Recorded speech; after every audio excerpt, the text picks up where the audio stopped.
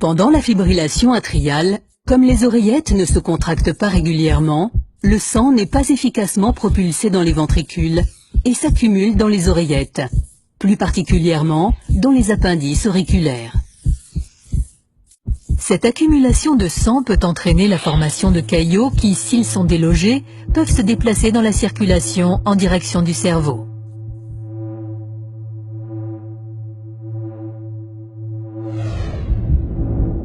Le caillot, ou embole, peut obstruer des vaisseaux sanguins étroits, souvent l'artère cérébrale moyenne ou ses branches, et nuire à la bonne circulation du sang.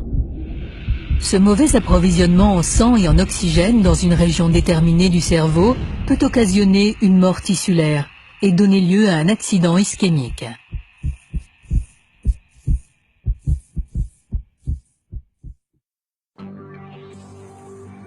À l'instar de tous les organes du corps humain, le cerveau a besoin d'oxygène et de nutriments pour fonctionner correctement. Ces éléments indispensables au maintien de la vie sont acheminés au cerveau par le sang qui circule dans tout l'appareil circulatoire.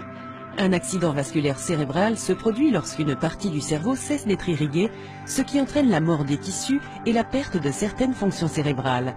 Il peut être provoqué par un anévrisme, c'est-à-dire par la rupture d'un vaisseau sanguin, ou par une embolie résultant de la présence d'un petit caillot ou d'une petite particule flottant librement dans la circulation sanguine avant de se loger dans l'une des artères cérébrales où elle interrompt le flux sanguin. Selon la zone du cerveau qui est atteinte, un accident vasculaire cérébral peut entraîner des troubles de la parole, une paralysie, une inconscience ou même la mort.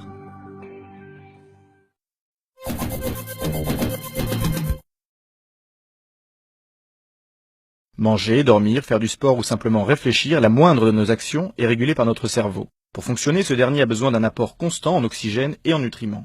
Un accident vasculaire cérébral ou AVC se produit lorsque cet approvisionnement est rationné ou interrompu. Conséquence, des cellules sont détruites conduisant à des lésions irréversibles du cerveau, voire à la mort.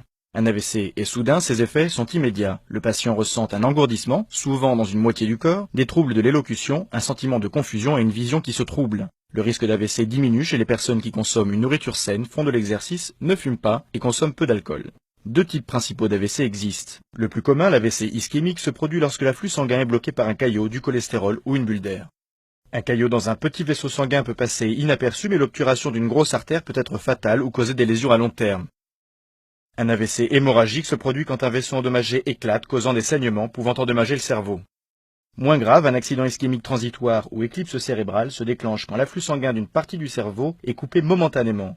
Les lésions sont alors temporaires, mais une éclipse cérébrale doit être traitée comme le signe avant-coureur d'un AVC.